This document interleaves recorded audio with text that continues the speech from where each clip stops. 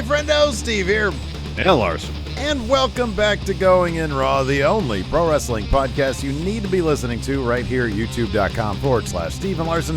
Available wherever podcasts can be found. And, of course, taped live at the Twitch at twitch.tv/Steve and Larson.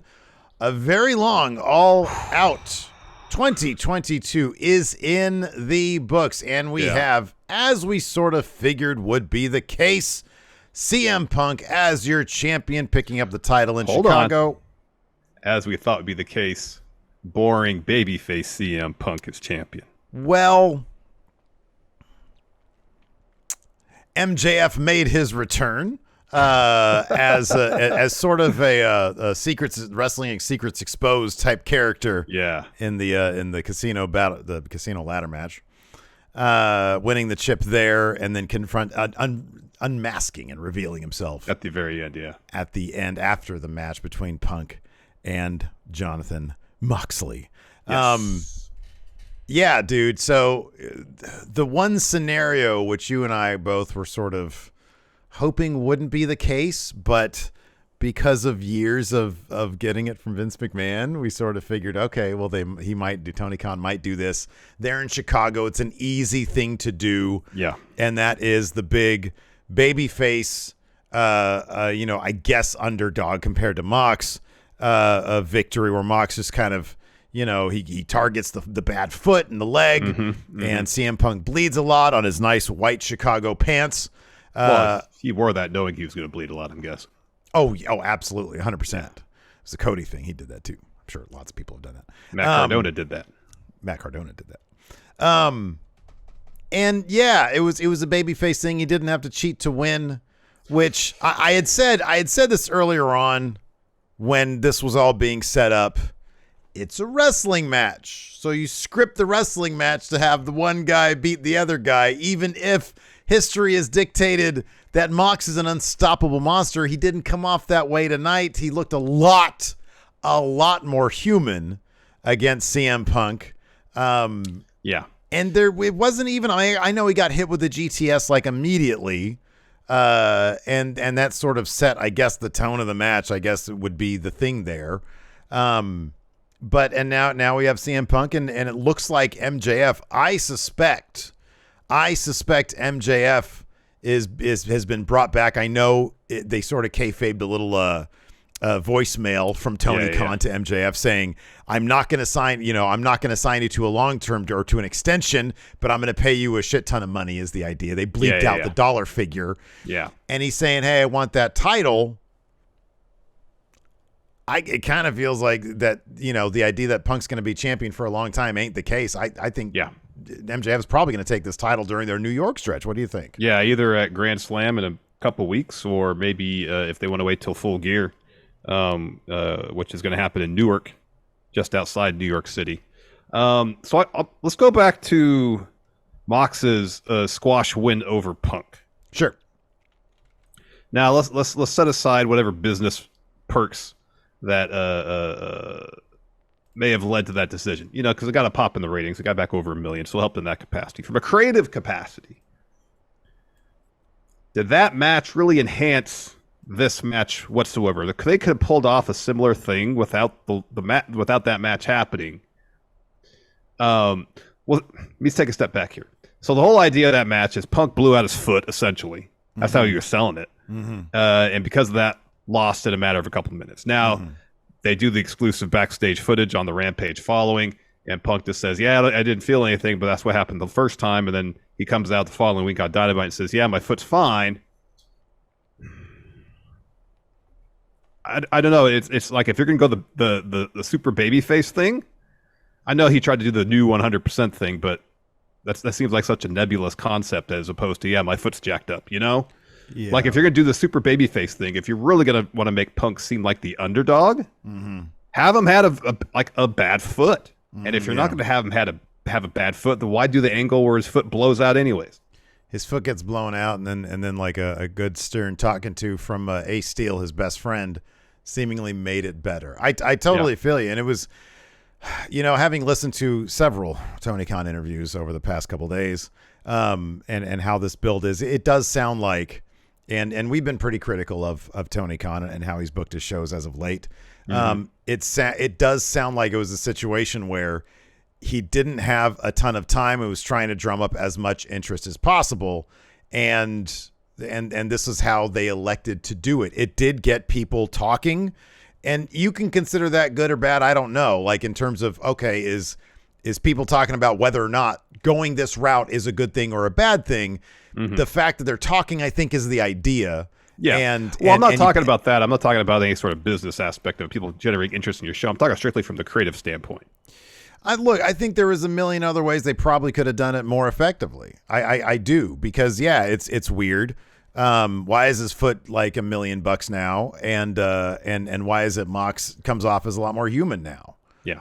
I mean, Mox has been an unstoppable monster, and he gets overwhelmed by CM Punk. I didn't see the Moxley that we've seen all summer, ever since he's come back. We didn't see that Mox tonight. So no, I think creatively speaking, there was a number of ways that they could have done it. Probably that would have made a little bit more sense. This is the way that they elected to do it, but I'm on board with you. I understand. And I think honestly, to be completely honest with you, if you look at, and I know you can attribute this maybe to the length of the pay-per-view because it was a long show. It was a long show.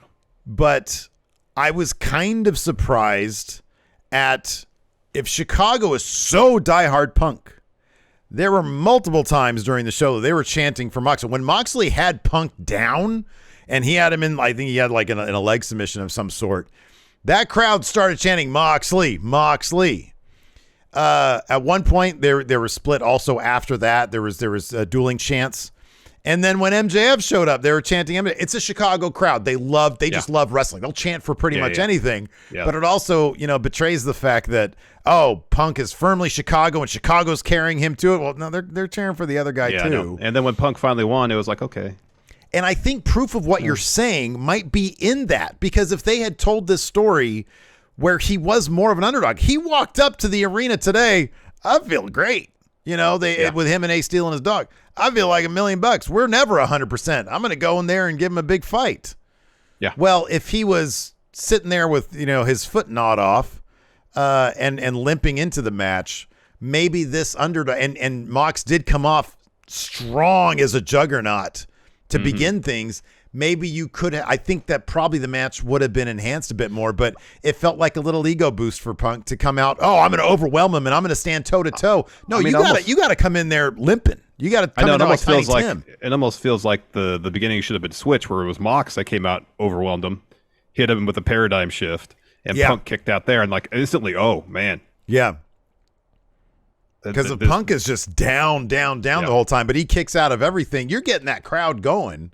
Yeah. Far be it for me to tell Punk and Mox how to book a match, because they've been doing this for a really long time. But as a consumer, as a fan of the product, and having seen some of this stuff before, I feel like you could have gotten people that emotional heft that we all expect at the end of a match. We could have gotten it there, but I don't know. I don't know. From the build on, from the moment he went off script and was talking about Hangman, I was sort of soured on the whole thing anyways. And I'm not sure I wanted to see a CM Punk underdog story, but I do feel like that might have been a preferable way to go. Yeah. Well, I mean, like it just felt like they kind of wanted to have it both ways, where, Punk's the underdog, but not really. And it's either go with the underdog story or don't. Yeah. Let's talk about this real quick. 15 matches on the card. I know, including 0 hour, their pre-show, it was a 5-hour card. But last year's All Out was probably the same length. Yeah. Didn't feel nearly as long. I know a lot of that was we had the anticipation of what was going to happen at the end. We knew, based on reports, we're pretty confident of at least one debut, probably another. Danielson and Adam Cole.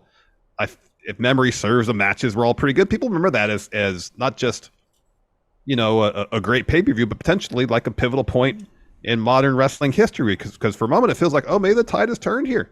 Now, obviously, AEW can't compete with WWE in terms of eyeballs because they're not a billion-dollar company, but they can compete for top-flight talent. Yeah. And now here we are a year later. Hold on one second. We are a year later, and it seems like the tides have turned. We get reports of WWE making calls at AEW talent about something, and Tony Khan being upset about that. Of course, now Triple H is in charge of creative in WWE, so a lot of people that are in AEW now have a fond working relationship with Phil or with Paul. You were gonna say something, Steve? Sorry. No, yeah. To your point, do you know how many matches were on All Out 2021? 12. 10, including the kickoff. And on top of that, 1, 2, 3, 4, 5, 6, 7 singles matches. You had the cage match, the Lucha Brothers versus the Young Bucks. Yeah, that was which awesome. was a match of the year candidate. A lot of people called that their match of the year. Yeah. So you had that. You had the Casino Battle Royal with the women, where Ruby Soho came out, and then the opener, the kickoff show. So I mean, this one obviously was different. They sort of took some singles programs and jammed them together into multi-man matches. They had the trios title match, which I thought had a phenomenal ending. I thought that whole match was really good. Was really good. Yeah, the ending was fantastic. The match of the night, and I don't even think it's close, not even close, was the Acclaimed versus Swerve in Our Glory. 22-minute match. Phenomenal. That crowd, and I feel like that crowd really crested with that match. I don't know where that match landed on the card. It was about halfway through it. I think it was the 6th match. Okay. On the main card, so that would be the 10th match overall, including the buy-in. But I mean, it was a situation too where the crowd was so hyped up to see the Acclaim potentially win, because by the end of the match, it's like, we could see a pinfall at any moment, and the Acclaim could get this. And the crowd was firmly behind the Acclaim. Keith Lee and Swerve were working heel, and if the Acclaimed had won, it would have blown the roof off the building. And I think to a certain degree, it seems like steam got let out a little bit because the finish was deflating for the live crowd. That is entirely possible. The Acclaimed are the one. I mean, these guys have gotten themselves over to such a degree, and to do it from scratch, basically. I mean, you and I were talking the other day about the homegrown talent in AEW, and the Acclaimed are at sort of the top of the list in terms of guys who started from scratch. I don't think they teamed outside of AEW before. My understanding is that because Tony Khan on the media call before All Out talked about sitting them down in his office and saying, "Hey, do you guys want to tag together?" Yeah. So Chad is saying Punk is talking about Colt Cabana right now. So apparently Punk started with a rant on Colt Cabana. So we'll monitor that. Wow. So if people can keep us updated on that, I'm going to sort of refresh the Twitter machine here with that. Romeo, who is this? Oh, True Heel Heat producer Romeo Targaryen. This is what he's saying his name. It says, "Good God Almighty, CM Punk burning Colt Cabana on this media scrum." So that's interesting. Yeah. Now he's talking about incompetent EVPs. Is he just completely burning it down right now? Wow. That is interesting. Wow. Yeah. Evidently, this might be jaw-dropping stuff. So Denise is saying, "Oh, this media scrum is starting out very interesting." My goodness. Well, okay. We will monitor that as the night goes on. Yeah, Tony Khan's sitting right next to him. Oh, he's calling out Hangman Page now. Apparently, he's just going on his own rampage, on his own AEW rampage. Wow. My goodness. Anyways, well, yeah. we can jump into this. Going back to your point, though, no, I think you're right about. I know it's hard to do both at the same time. So now he's still going off on the EVPs. Jeez. Man, we'll see how that works out for everybody. No, your point about 15 matches, not a lot of Malachi versus Sting. That should have been a singles thing. Now, I don't know if you're going to get Sting works best, obviously, in multi-man matches. He's old. Malachi took the pin tonight. Yeah. And then apparently did a bit of a kiss to the crowd and a bow. So he might be gone. Ricky Starks might be gone. Yeah. And yeah, it was just with all these injuries that were going on. I'm not going to put it all on injuries like Tony Khan kind of does, but with all these injuries going on and then having to like get them all back at the last minute, like Adam Cole was a name on this card because he's out. Kenny Omega just came back 2 weeks ago. I understand that you're in a tough position. And maybe that's why Swerve and Our Glory and the Acclaim, two acts who have been built up over the past. That's one reason, besides the fact the match was phenomenal. But the more you build up these stories, the more invested we get in them.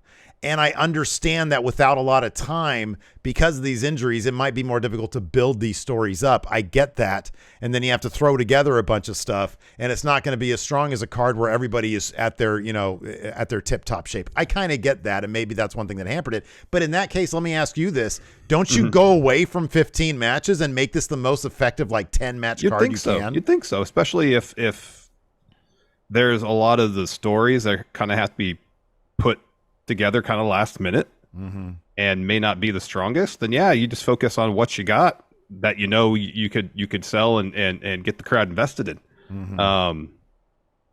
Because a well-paced, well-booked 15-match card, if there's good stories, has potential to be really great. The only issue then there is that, okay, there's a lot of good stuff and kind of blends together, but you put enough really strong highlights in between. And yeah, it's possible to do, but unless you're hitting on all cylinders and basically created the wrestling show equivalent of Citizen Kane, 15 matches is a lot. It is, yeah. It's a lot. It is. All right, let's take a break here to get a word in from our sponsor, BetterHelp. Larson, more pro athletes are speaking out about the importance of mental health these days, and we've seen several top stars take time away to tend to their own mental well-being. But pro athletes aren't the only ones who need to take care of their own mental health. Therapy is the best way for anybody to stay in peak mental shape. Yeah, there was a point in my life where I was dealing with severe anxiety, and I realized I needed to go to therapy so I could tell you firsthand that it's not easy finding the right person to talk to. But once I found a therapist I felt comfortable with, I started gaining the tools to deal with my anxiety. And if you're thinking of trying therapy, BetterHelp is a fantastic option. It's convenient, accessible, and entirely online. All you got to do to get connected with a therapist is fill out a quick survey, and you can switch therapists at any time. So when you're ready to feel the top of your mental health game, therapy can get you there. Visit betterhelp.com/raw today to get 10% off your first month. That's BetterHelp, HELP.com/raw. And before we get back to the show, let's get a word in from our sponsor, DraftKings. Hey, Larson. Yeah, Steve. Get excited. The first Sunday of the NFL is nearly here, and DraftKings Sportsbook, an official sports betting partner of the NFL, is giving new customers an offer that is can't miss to celebrate the return of the NFL. Right now, new customers can bet just $5 and get $200 in free bets instantly. And if that wasn't great already, and it is, there's more. As an added bonus for week 1, everyone can experience the thrill of DraftKings early win promotion. It's super simple. Bet on any NFL team to win, and if your team leads by 10 points at any point during the game, you get paid instantly, even if your team loses. And if the return to the NFL isn't enough for you, there's a huge fight happening in Vegas this Saturday. For all the MMA fans out there, I see Nate Diaz is going to be in action on that card, Larson. Oh, well, all right then. Well, so download the DraftKings Sportsbook app now and use promo code RAW to get $200 in free bets instantly when you place a $5 bet this upcoming Sunday. That's code RAW, only at DraftKings Sportsbook, an official sports betting partner of the NFL. Minimum age and eligibility restrictions apply. See show notes for details. Let's see here. Punk says Hangman Page jeopardized AEW's first $1 million house show or a house off something he built. Says he didn't want to stoop down to the level he did with his segment. Says if you have a problem with him, take it to him. Punk says there are EVPs that put information out to media about his relationship with Scott Colt Cabana. He is extremely upset right now. This is John Alba on Twitter, by the way. Yeah. He says Hangman Page went into business for himself on national television. Punk says in the beginning of his availability, he hasn't been involved with Colt Cabana in nearly a decade. He's explaining why their friendship fell apart from his perspective. He's explaining their financial fallout as well. So he's just sort of airing all that laundry out there. Yeah. Punk says he asked for mediation and offered Colt Cabana money to avoid the lawsuit. Cabana turned it down. So he's just up there without Colt Cabana able to say his piece. Well, maybe we should just get into this here. So here we go. This we'll start with the unless something else comes up here. Yeah, we'll monitor it through the podcast. Yeah. Make sure you're watching and listening to this podcast throughout. So we're going to be peppering all these little CM Punks in. Yes, exactly. So kickoff started out in a pretty fun way. So the show opened up, and we thought we were getting a Sammy Guevara and Ty Mello interview, but then you hear a honking. Not Miro's horn. Right. Wasn't that? It was No. And so Sammy and Ty kind of turn around the corner, and there's a field cart. Of course, we all know Sammy's history with field carts. It's bad. It's a bad history. It's bad. It's really bad. So it comes down the hallway. So they try to get away, Sammy and Ty. Ty gets out of the way. It's Ortiz and Ruby in the field cart. And Ortiz hits Sammy with it. Yeah. And so they eventually all brawl up into the ring, and then the match begins. It's a good dynamic way to start the show. Yeah, absolutely. Yeah, no, it was good. Ortiz was going too fast too. Yeah. It was funny because he had a very cold look on it. He had face paint on. He had a very cold look on his face as he did it, which made it really effective. Of course, though, this is Sammy Guevara and Ty Mello. They are one of the hottest acts in terms of drawing that heat, Larson. Yeah. And they picked up a win over Ortiz and Ruby Soho. And it looked like Ruby might have broken her nose by taking the what is the Thai KO. Thai KO, there in the end here. Yeah. Yep. After that, we had the FTW title bout. Hook defending against Angelo Parker. Cool hand Ange. Hook won pretty quickly. It was longer than the Zach Clayton match because Angelo Parker. Never mind. Hook wins with Red Rum pretty quickly afterwards. Daddy Magic, Matt Menard, attacks Hook. And then Action Bronson, who does Hook's theme, who's sitting ringside, gets in the ring. And he throws 2.0 off Hook. And then they stand tall together in the ring. Yeah. So maybe next up, Daddy Magic against Action Bronson. Or Action Bronson. He held up the title as well. That's true. That dude was throwing people too. That was pretty cool. I like that. That was neat. Cool. That was cool. I'm watching the body language. I have the media screen. Unfortunately, closed captioning's off, so I can't get awkward YouTube subtitles here. Yeah. But the body language from Tony Khan really says something, man. I don't know if we're gonna get the 3 hours of him just hyped beyond belief after this. Well, give me a recreation of his body language.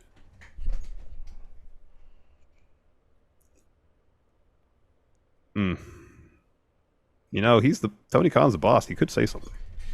Shut the fuck up. Yeah. And I'll go to sleep. After that, we had Kip Sabian versus Pac. To my shock, Kip Sabian lost this match. To your shock. Oh, man. The dude just came back. He's got a new look, Larson. He had two people with boxes on their heads. But it didn't matter because Pac is a bastard. Kip's new packaging looked great too. He has this cool looking robe. He's got some pinstripes, thick pinstripes on his pants. Yeah, he looked great. It was pretty great. But yeah, he lost. It really didn't feel that competitive. And then Pac wins with a black arrow. Afterwards, he has an interview at the top of the ramp, and then Orange Cassidy walks out. Mm-hmm. And then Pac, he and Cassidy already had a feud already. And it says, nope, we've done this before. You know how this ended. Orange, you're not a wrestler. You're a joke to the back of the line. Mm-hmm. Yeah. And then back in the ring, Kip is screaming at his cardboard box. Yeah. So stay tuned for more of that on Rampage, I guess. Yep. After that, we had Tomohiro Ishii versus Eddie Kingston. It felt like they were doing their best to sort of recreate what we got with Sheamus and Gunther the other night, where it was just a lot of chops, a ton of chops, a lot of chops, so many chops. Yeah, there's a lot of chops. About half this match was chops. Mm-hmm. Yeah. This was fun. It was really fun. It hurt to watch. It wasn't quite as dynamic as Gunther versus Sheamus. It wasn't as big as that.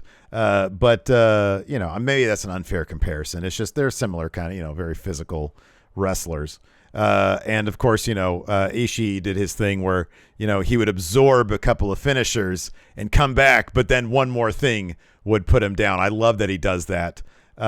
He was looking for a brainbuster here towards the finish. Eddie blocked that, hit a back fist. Ishii kicks out. They trade shots, and then Eddie wins with like a twisting suplex type thing. Yeah. It was a fun bout, and the crowd was into it. After that, we had the casino ladder match. So the order of participants: Wheeler Yuta, Phoenix started, Roosh out third, then Andrade fourth. He hits this sunset flip power bomb on Yuta off the top of the ladder. That was pretty crazy. Claudio's out fifth, and then Dante Martin's at six, Penta at seven. Penta goes on a run to start hitting destroyers on a bunch of people. And eventually, at one point, he hits Andrade with a destroyer on the ladder. Then Phoenix puts Roosh through a table with a frog splash down to the floor. And so you got Claudio and Wheeler climbing opposite sides of the ladder, going towards the top to get the chip. Well, Dante springboards basically on Claudio's back and starts climbing over him. And then a bunch of people in hoodies come to the ringside area and lay everybody out. So one of them climbs. It's retribution. Yeah, one of them climbs up and takes the chip. Unmasks. It's Stokely. Yeah. And so Sympathy for the Devil plays. And then somebody in a devil mask walks out, comes to the ring. Stokely hands him the chip. He's the Joker. He won. He's about to unmask. Says no. And then by that point, we see Morrissey out there. We see Colton and Austin Gunn, Ethan Page. They've all unmasked. Based on the fact that this mystery person came out to Sympathy for the Devil, the Rolling Stones song, which probably was mighty expensive. Oh, yeah. Given the references that MJF had made to the Devil during his feud with Punk, you're like, oh, this is MJF. Yeah, he sort of had the swagger of MJF. He was about the height of MJF, his body type, because you can sort of tell he's wearing sort of like a tight fitting. It looked like I mentioned the Pro Wrestling Secrets Exposed special from back in the day. If you haven't seen, Brian Zane did a great video on it. And yeah, it sort of had that vibe to it. There were jokes about that on Twitter. I thought, you know what, man? I thought that I sort of feel two ways about it. I thought presentation-wise it was pretty cool. I thought it was pretty neat. It's like, oh, who's this masked man? I thought that was pretty cool. Obviously, using that Stones track was fucking awesome that they were able to get that. It gave it a big feel, an important feel. I thought it sort of undermined what the match was with the participants in the match. You and I had talked about this with Cody when he had his ladder match ages ago, and it was the one for was it the face? Was that the face of the no? Was it no? That was the one that the ladder match with Cody, that Scorpio Sky one. That was the face of the Revolution. That was face of the Revolution, where Cody gets injured and he's in the background, and the camera will not use an angle that doesn't have Cody somewhere in it. And it sort of undermined the rest of the match a little bit. That's how I feel this was. That being said, I thought the actual who's this masked man? I thought that was kind of cool. I thought it was neat in concept. Maybe even add a little bit more theatrics to atmosphere. Yeah, it was maybe lacking atmosphere a little bit. Yeah, because the usual house lights were still up. But yeah, I mean, it was evocative, which I'm guessing is what they want to get people talking. Oh, who is this? Yeah, right. Yeah. Who is this? After that, we had the Trios Tournament final. You had Hangman Page and Dark Order taking on the Elite. This match was tons of fun. And early on, there's this bit where Page is in the match with Matt, I think. And they kind of go back and forth a little bit, and they're like, okay, cool. And they shake hands. Yeah. Later on, Dark Order is taking the boots to Matt. And Page gets in there and goes like, ho, cool it down. Don't be so violent. Essentially, Kenny gets in there. Yeah. Opposite Page, and they start jawing back and forth. Their chemistry is immaculate. It's so it good. Really is. Yeah. It really is. And from there, again, it's one of those matches. It's you just have to watch it. I could list moves, won't do it justice. John Silver had such a wonderful match here. He was a real highlight here as well. Doing all of his super quick offense. Him and Reynolds, they're such an underrated tag team. But yeah, no, the finish was really great. So the finish was Silver held up Kenny. Page looks for a buckshot. Kenny ducks. John Silver eats the buckshot. And then as Kenny covers Silver for the win, one of the Young Bucks holds back Page, and he is in agony over it. He is devastated to see one of his best friends, I guess, being pinned by Kenny Omega. And then he goes and he sort of cradles him afterwards. John Silver was kayfabing it on Twitter saying, "I can't move my neck." This was a devastating moment for Hangman, and he sold it as such. I thought this was really good stuff. It was great. It's I've said it in the past, and we've been kind of missing it from AEW for a while, but when they focus their stories on interpersonal relationships, they do that about as good as anybody. You know, and as we saw with the whole story with Paige and Kenny and the Young Bucks, that stuff is really good. They made callbacks to previous bouts that they all had. Like there's a moment where Paige hits Kenny with a buckshot from behind and goes to the opposite side to do it again, and Matt's standing there. And during the championship match, Matt was standing there, didn't do anything about it. Well, this time he grabbed Paige's foot and kept him from hitting the buckshot, or at least delayed the buckshot.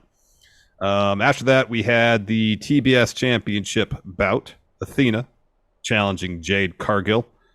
Jade with an awesome She-Hulk inspired entrance. Well, you have to be very careful there. Sorry. She-Hulk is, Jade is green because like money. Yeah. So that's what I got from it. Because my apologies. Obviously, Jade Cargill, she's not going to cross IPs there. That series, the She-Hulk series just came out. It's just on my mind. Sorry. Oh, it's a terrific show. As I know you've seen much of it. That's why you made this. What's your favorite part of of the She-Hulk show? I watched all the episodes that are on right before I started watching All Out. That was why. I can't pick a favorite because they're all so good. Yeah, that She-Hulk entrance was awesome. It was great. It was awesome. It was really cool. And this was the thing that I liked about this. Maybe you're about to say this. Sorry, I don't mean to cut you off. The sense of urgency in this match. It was a little on the messy side, but I think that they were trying to go like 1.5 speed. They were trying to go like fast and furious. And Athena came out and like, what was it? Immediately, pretty quick in no-face. Yeah. And then the baddies pull Athena out of the ring. She drop kicks Layla into the barricade. Kiera Hogan runs away. And then after that, Athena's still trying to push it, but Jade is able to gather herself and counter much of what Athena's doing here. Eventually, Athena looks to go up top.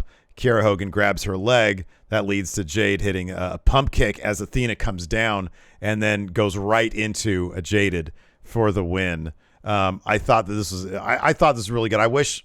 So apparently, according to Sean Ross Sapp, this match went light, which means they had more time to play with. But I think the pace of the match just necessitated them. They just finished it early. And I know they don't do this very often. I'd love for them to run it back because it would be interesting to see something a bit more methodical. I'd be interested to see what Athena could do with Jade Cargill because Athena is one of the best wrestlers on the planet. Oh, absolutely. Man. I mean, Athena can make the case that she had Jade beat, if not for the baddies pulling her out of the ring. Yeah. You could justify a rematch right there. Yeah. After that, we have an interview from earlier in the day where CM Punk walks up to the arena with Ace Steel and his dog Larry. And Marvez asks if he's healthy, and Punk asks Ace, "Hey, have I ever been 100% walk into a fight?" He says, "Mox, I know he has an easy target tonight, my left foot." He says, "But Mox isn't just fighting me tonight." Essentially says he's fighting all of Chicago. Yeah. After that, we had Jay Lethal and Motor City Machine Guns. Where are they from? Right here. Versus Detroit City. Detroit Bat. Wardlow and FTR. I'm sorry. I was watching that. Hey, if you guys haven't seen Untold, the Malice at the Palace episode. Go watch it. It's awesome. Fantastic. Awesome. Really great stuff. I thought this match was a lot of fun. I thought so too. Yeah, I thought this was really good. They were really going after Cash's legs here. Just absolutely destroying. It's fun to see Motor City Machine Guns, who because we're fairly recent Impact aficionados, haven't really seen a lot of heel work from. It was fun to see them have fun as heels in this match. Yeah. If you watch their promo on Rampage, it was so jarring to see Chris Sabin, who just seems like a pleasant like he has a pleasant disposition, you know? Yeah, it's like he's your kid's favorite teacher. Yeah, you know, and to have him cut a heel promo was just was interesting. It was a lot of fun, and you could tell they were really relishing the opportunity to work heel here because they're like super baby faces at Impact right now. A lot of fun. We saw Samoa Joe come back. Yeah. But that was after Wardlow got the win for his team after he powerbombed Jay Lethal, if memory serves, and my notes are correct, 4 times. 4 times. Yeah. And then afterwards, Jay Lethal, Sanjay Dutt, Satnam Singh, and Motor City Machine Guns surround the ring, and FTR and Wardlow win it. Samoa Joe comes out to make the save. He blasts Satnam in the gut with a TV title, and then he puts Sanjay in the ring. And then Dax Harwood's daughter, who joined them briefly on the ramp when they made their entrance, comes to the ring. She's handed Sanjay's pencil. She breaks it in half. Dax drops Dutt with a clothesline. She puts her foot on his chest, and the ref counts the pin. I will not confirm whether or not I might have got misty-eyed during this segment. This was wonderful. I thought that was so It was cute. really good. That It was was so really cute, good. especially everything Dax has said about what that little girl's gone through. Oh, man. It was great. It was great. Yeah. After that, we had Powerhouse Hobbs taking on Ricky Starks. This match, considering what this is supposed to be like a grudge match, felt really short, and Hobbs kind of dominated most of the bout. Got the win. Yeah. Afterwards, was it Sean? Was it Sean Ross Sapp about the Ricky Starks possibly? No, it was from a Wrestling Observer or something. Okay. All right. I'll leave that one alone. But yeah, this was fast. Look, I'm all for, I was advocating for Hobbs to get the win here. I think the world of him. I think he could do really, really great stuff. And Starks had like new gear, like he had pants. He had like a really nice entrance and everything. So when I heard there was the possibility, I guess the rumors floating out there that he could be done with AEW for the time being, I guess, that was kind of surprising to me. The length of this match might indicate as such as well. It was a very quick match. Hobbs dominated the entire thing for whatever it was. I don't know, 5 minutes or whatever. Yeah, it wasn't very long. It was not long at all. I don't know what what Wikipedia has how long on it that was. one. It was short, and yeah, just spine buster. Hobbs is your winner. Update. So Punk just left. Tony Khan looked like he couldn't wait for him to be gone. He did the thing where Punk looked like he was grabbing his stuff to leave, and Tony Khan was like, and then Punk like sort of settled back in and talked a little bit more, and Tony Khan was still doing this. And for the audio crowd, I'm sort of hovering above my chair. Yeah. But now he's gone. Swerve in Our Glory is there, and Tony Khan looks a lot happier. Yeah. Not shocking. Speaking of which. Oh, to confirm, Powerhouse Hobbs defeated Ricky Starks in 5 minutes and 5 seconds. Okay. All right. Yeah. Swerve in Our Glory defended their AEW tag titles against the Acclaimed in what was my personal match of the night. Agreed. Stellar. This was the crowd was eating this up. They're loving the scissoring stuff. And yeah, this was, I don't know if they expected the dynamic to be such that Swerve in Our Glory were heels here. And they're still trying to tell the story of them not always being on the same page. Well, yeah, there's 2 stories going on here. So on Rampage, Swerve and Keith Lee had those joint interviews with the Acclaim. And Swerve calls out Bowen, saying, "You're always letting your partner down because you keep getting hurt." And so at a certain point in this match, Bowens goes up the second rope, slips off, and is selling knee. And so they're telling that story. And yeah, as you mentioned, they're telling the story of Swerve in Our Glory, kind of barely hanging on in terms of being a cohesive team. And there was twice in this match at least where there was a miscommunication or things didn't go how they planned, and they end up hitting each other. Yeah. Especially doing that injury angle with Bowens. It seemed like so much of this match was set up for the underdog babyface win. Yeah. Swerve in Our Glory are working heel. The Acclaimed had the crowd support. You had the injury thing. It's I can understand why the crowd would be disappointed that the outcome didn't go their way. Because it seems like just based on what they were given, this is where it's going. Yeah, right. Yeah.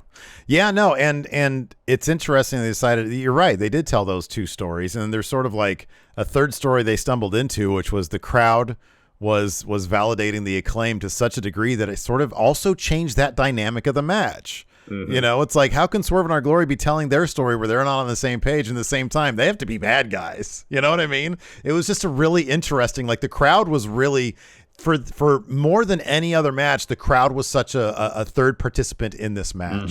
And that really added to the dynamic of it. And it was really a beautiful match. I would put this on my current list of, I'm going to do this if you don't mind. Oh, you got to tag it. 2022. Do 2022. Yes. Do I need to do a hashtag thing or no? No. I'll just search that. It'll pop up. Yep. So I've got, if you want, if you want to run through this match, and then we'll take a pause for some CM Punk quotes. Sure. Sounds good. So down towards the stretch here, Swerve hits Max Caster with a Death Valley driver on the apron. Bowens brings Swerve into the ring, and Swerve's looking for a JLM driver. Bowens blocks that. Said Swerve hits a backbreaker, tags in Keith Lee. Swerve then accidentally kicks Keith Lee. Bowens rolls up Keith, gets a 2. Bowens hits Swerve with a draping, twisted DDT type deal. And then shortly after that, Swerve and Our Glory hit the finish. So afterwards, Keith Lee goes up to the Acclaimed and Billy Gunn and says, like, hey, scissor me. And so Billy does. And so then Keith Lee kind of like, I don't know. The whole thing was awkward. I think it was supposed to feel that way. So Keith Lee then kind of turns to the Acclaim. It's like, hey, scissor me. And they're like, and leave. And so he turns over to Swerve. And by that, I think Swerve was trying to like give him a high five or something. And at that point, Swerve was like, all right, I don't want to deal with this anymore. And he leaves. Yeah. And so Keith Lee is the last one in the ring. And then he leaves. It all just sort of fell apart because I think that they thought. So that segment was obviously planned. I think they thought this crowd is going to be so into this match as both teams are baby faces, because who the fuck boos Keith Lee? I know. They didn't think about this. And so that whole segment just fell apart. That crowd was like, no, don't scissor them. And also kind of felt like because Swerve was the one that was in the promo on Rampage was being, I got a problem with you, Acclaimed. Yeah. Whereas Keith Lee was being a bit more diplomatic. And I think we saw that again here where Keith Lee was just trying to be diplomatic. Yeah. He's trying to show his respect to the Acclaim for putting on a good match. Yeah. That's how I took it, at least. And then the Acclaim weren't having it. Swerve wasn't having it. And he just kind of left there. Anyways, you got some more quotes here. Well, I'm curious. To just go back to it. I am curious if they thought that was going to be a big, everybody loves everybody scissoring each other. Or if they were like, we got to read the room. Nobody wants this. Let's just go. I don't know. It's kind of, maybe they're talking about it. I don't know. Anyway, so our good friendos over at Wrestle Talk, specifically Amanda Deshane, here has some quotes from this. Punk specifically mentioned, quote, people who call themselves EVPs should have known better regarding talking about Colt Cabana. So he's putting it squarely on, I assume, the Young Bucks, because he talks about Rashida here. He moved on. He said to say this about Hangman Adam Page. He called him an empty-headed dumb fuck like Adam Page to go on television and go into business for himself. To the media present, he said, if you're at fault, fuck you. If not, I apologize. Elaborating on his EVP comment, CM Punk said, because if you're an EVP, you don't try and middle your top babyface. Try to get your niche audience on the internet to hate him for something. Made up bullshit rumor.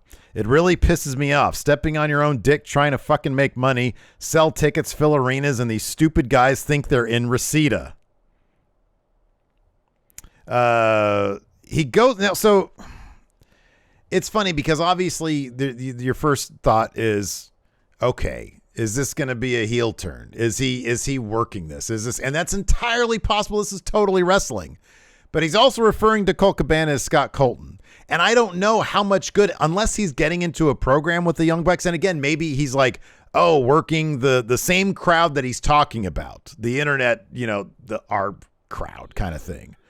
Yeah. Because then he runs down MJF. And it's like, which is weird because he says, I'm tired of wrestling these pricks. I'm tired of wrestling these kids who think they know everything, but I'm not the boss. I think Max is a supremely talented individual, and this goes for anyone else in the locker room who doesn't want to be here. The grass isn't greener on the other side. The grass is greener where you water it. Max likes to shit where he eats instead of watering the grass, so we'll see how that goes. Which could be legit talking about Max's contract situation. I don't know. Or he could be, I don't know. What's your read on it? I mean, it feels like to a degree that maybe there's some genuine frustration about the reports of... Here's the ironic thing is, though, is if Punk hadn't said anything in this promo, probably none of this would be a story. Mm-hmm. Mm-hmm. If he hadn't shot on Paige in that promo, I don't know if anybody would be talking about this. Mm-hmm. Yeah. It would have just been... I know. Just would have been all been backstage. No one would have talked about this. Yeah. Anyways, it feels like there's frustration on his part because he feels like his reputation is taking a hit here, and he probably feels like he needs to defend himself. So Beckett here in chat says no amount of, quote, work in the crowd is worth dropping a dude's mother's financials from a lawsuit. So I didn't see that one. I'll have to watch this afterwards. But yeah, same. If he's literally talking about like that kind of stuff, then that's just you're just sort of showing who you are, you know. And like, if he's got legitimate issues with people backstage, then do what he's saying you're supposed to do. Yeah, talk to them about it. Don't air it publicly. That's just kind of my take. Granted, that's not my personality. If I have an issue with somebody, I take it up with them. I don't put them on blast publicly, you know? Mm-hmm. He just said Colt shares a bank account with his mom. With Colt's mom, not his own mom. So, yeah, I don't know, man. I don't know. Anyways, after that, we had Hikaru Rashida versus Toni Storm versus Jamie Hayter versus Britt Baker for the AEW Women's title. Of course, Thunder Rosa vacated this due to injury, so we had this fatal four-way. Well, this is for the interim title. That's right. Yeah, she didn't vacate it. Yeah, this is interim. That's right. That is correct. Absolutely. So this is interim title action. That's what we do in AEW. Yeah, I thought that this match could have benefited from either a different pace in terms of the story beats, because you had two people on the same page, and you had two people working for themselves that are good guys, Toni Storm and Hikaru Rashida, who had to try to win this match against two people who were on the same page. And then kind of late in the match, they finally, like, Jamie Hayter hits a finish on, I think, Hikaru Rashida or Toni Storm. I forget which one. I believe it was Shida. It was Shida. And Britt Baker pulls the ref off when it looked clear as day like Jamie Hayter had the win. And there wasn't a whole lot of match after that. Toni Storm very quickly took advantage of that discord and was able to score the win. And that's fine. I just feel like there should have been that story beat a little earlier, so we had a true fatal four-way for a good 10 minutes or so. I think there could have been some more interesting stuff there. So I thought there was a lot to appreciate in this match, but there was a little too much of we're on the same page, let's divide and conquer, as opposed to, hey, we're supposed to be on the same page, let's be at odds now. Yeah. So that was my take on this match, but there was a lot to like, and I loved Toni Storm winning. I thought it was great. Yeah, that was great. Let me go back to the Punk stuff real quick. I said my piece, but really I should reserve judgment till I actually get a chance to watch it, because it's one thing to read quotes and see the discussion here in chat. It's another thing to see it for myself and actually see, you're mentioning body language. That tells a lot. And then, reserve judgment till seeing the whole thing. So I should put that in there. You're absolutely right. And I don't know, people in the chat are saying both things. Oh, no, this is totally work. It's totally a shoot. I don't know. I'll have to look at this thing for myself. And even then, I don't know that I'll be able to suss out what's pro wrestling secrets. I don't know if I'll be able to expose them for myself. Yeah, I don't know either. And it'd be such a weird juxtaposition if this was a whole work thing with this media scrum, whereas he just went out and got a babyface win. Yeah, right. I'll watch it and I'll make determinations that way, but I'll reserve judgment till then. Mm-hmm. So the finish of this match saw Britt hit Shida with a stomp that gets her 2. She puts the glove on. Toni throws her down to the floor. Jamie throws Toni out of the ring, hits Shida with her finish, covers. Britt pulls the ref out of the ring. And so Jamie's all, what are you doing? And then so Tony hits Jamie real quick with Storm Zero. Britt gets back in the ring, throws Tony out of the ring, covers Jamie. Jamie kicks out. So then Tony gets back in the ring, hits a DDT on Britt. She tumbles out of the ring and then follows with a DDT on Hayter to get the win. Yep. After that, we had Christian versus Jungle Boy, or what we did get the match. But Jungle Boy, after he made his entrance, while he was still up on the ramp, Luchasaurus comes out from the bad guy tunnel. And he choke slams Jungle Boy on the steel ramp. The trainers check on him.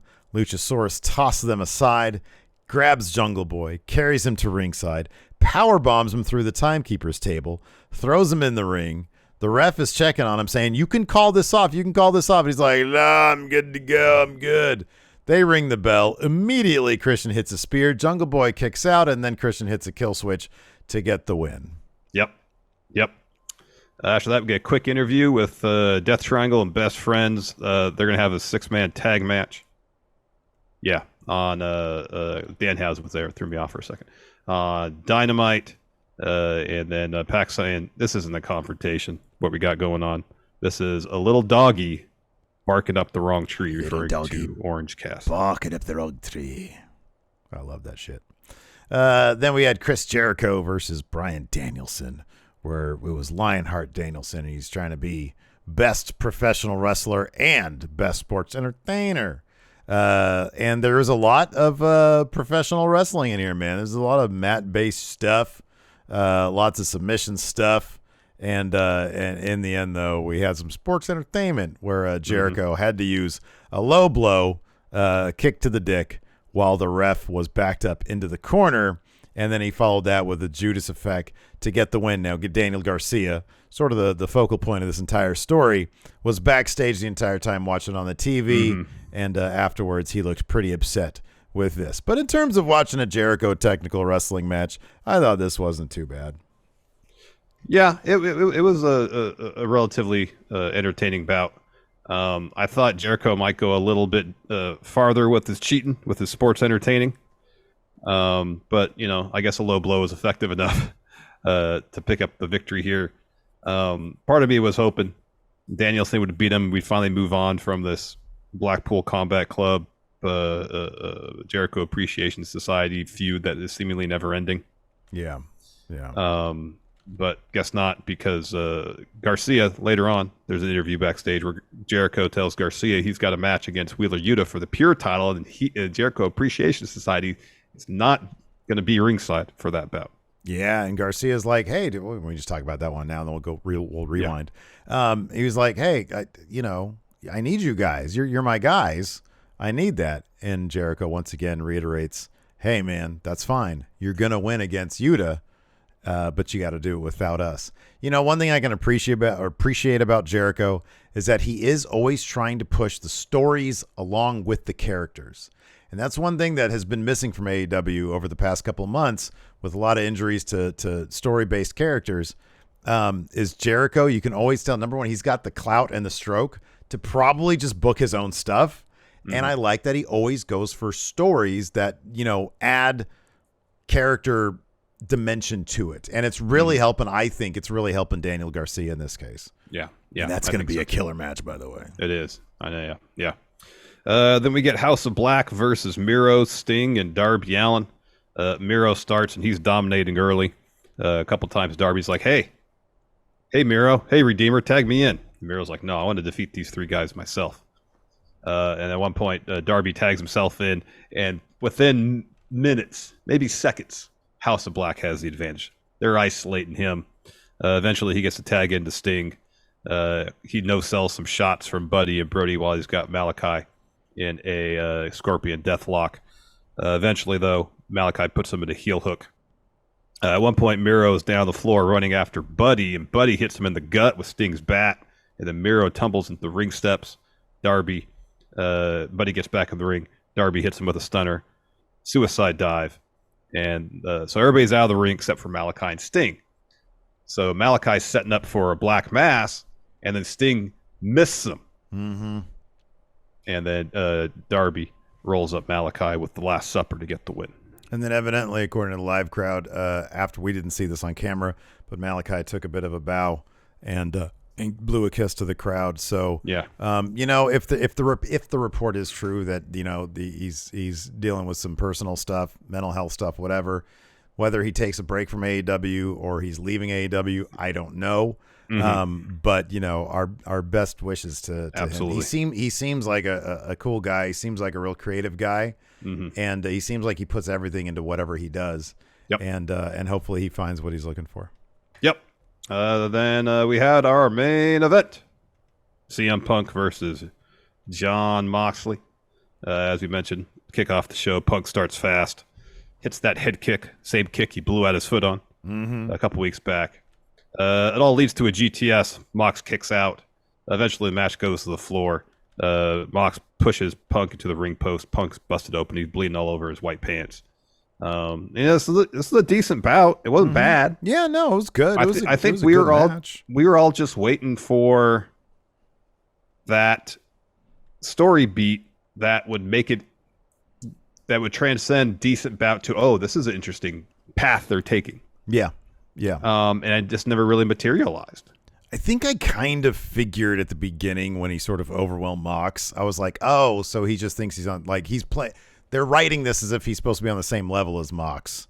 And, I think, I don't know. I don't want to get too deep into like the history of Punk and AEW, but I really liked when he was telling that story of trying to figure out how to wrestle again. I thought that was a decent story, and I feel like they sort of speed ran a little bit towards him getting to the title, but whatever. I mean, he's a big deal. I don't know how all this shit's going to fucking play out, because I don't know either. That's going to be interesting. Somebody here in chat said, man, Punk's really trying to get you guys to work tomorrow, huh? Because we're taking the day off tomorrow. But if the headline is, hey, Tony Khan has forced Punk out of the company or some shit like that. Oh, something about divided locker room or something like that. Yeah. I don't know. Like, come on. What, you think the Young Bucks are going to be silent about this shit? What's in their bio right now? There you go. We think we're in Rashida or some shit like that. There you go. So, I'll go for you look that up. I'll go to the finish of the match. So, Punk's looking for a GTS. Mox escapes. He's looking for a Death Rider. Punk escapes that. They trade some shots. Eventually, Punk hits a neck breaker, looks for a GTS again. Mox catches that, hits a Death Rider. Punk kicks out. Mox hits a bunch of elbows, locks on a choke. Punk tries to reverse that into a GTS, but Mox escapes. He's looking for the choke again. Punk rolls through it, hits a GTS, and so when he hits it, Punk kind of lands on his knees, and Mox lands right on top of him. And so it's basically at the very end of the match, Punk has to show, oh, my foot still doing good, because he has to pretty much squat Mox up to hit another GTS to get the win. So Punk celebrating the ring. He's got the title. Lights go down. And we hear a voicemail playing from Tony Khan. And he's pretty much saying, you turn your backs on the fans. We don't know who he's talking to. But I'm willing to put you in the casino ladder match. I don't need you to sign an extension. I'll pay you. We don't hear the dollar amount. And then it cuts to a clip of Punk saying the greatest trick the devil ever pulled was convincing the world it didn't exist. And then we see the masked individual unmask from behind. Yeah. And puts the scarf on, obviously, MJF. Yeah. And then he walks out to the stage, and they just have a stare off. That's pretty much it. They have a stare off. The crowd starts chanting MJF, and MJF realizes, oh, that's not supposed to happen. So he starts flipping him off. They start chanting his name even more. Yeah. I mean, dude, it's Chicago. They just want to see cool stuff. I don't know if you're CM Punk. I mean, you gotta. I have honestly, I'm not in the dude's head. I don't know, but does he expect people to be so into him that they're gonna boo MJF? Like, it's a big return. It's a big deal. Yeah. And so yeah, no, that crowd was they were into Mox. They were into MJF because MJF and Mox are really loved wrestlers. So that's the situation. I'm looking at Tony Khan right now. I don't know if he might be going solo right now. I'm trying to think what were the other big championship matches tonight? I saw on Twitter that Tony's been up. Tony just left. Swerve and Our Glory were up there. Punk was up there. Yeah. So if there's Jade? if there's maybe. If there are any big, massive revelations, yeah. I mean, I'll be around. I'll be around too. But yeah, we were hoping to take tomorrow off. But then Tuesday is a Raw review, and there are probably going to be big things happening on Raw. Mm-hmm. Oh God, could you imagine if the Elite showed up? That's right. Yeah, of course they won the trios titles. Oh my God. Oh yeah. Oh wow. Yeah. Yeah, I don't know. Wow. All right. Anyways, that's going to do it for us for now. Thanks everybody for tuning in. Yes. I get the feeling we'll be back tomorrow, but maybe not. You never know. Feeling. We'll see. We'll see. Thanks for tuning. Hey, I just found out today that we weren't working tomorrow. So if I was fully expecting to, but you and I talked about it. We had talked about it last week, brother. You know how it works. It goes in one ear, out the other. You're always like with your schedule. Hey, it wouldn't be great if we did this and this and this and this. It gives us Monday off, and I'm sitting there like, yeah, man, that's cool. I don't know. You got it under control, man. You're good. You're good. You give me a day off, cool. I'm about it. Anyways, so yeah, it looks like it's Tony Solo. Oh, come on, bring the EVPs up. Woo. Anyways, who's that? Oh, it's Jericho. What's Jericho gonna say about this shit? Oh my gosh. Anyways, thanks everybody for tuning in. We appreciate it. Till next time, we'll talk to you later. Goodbye.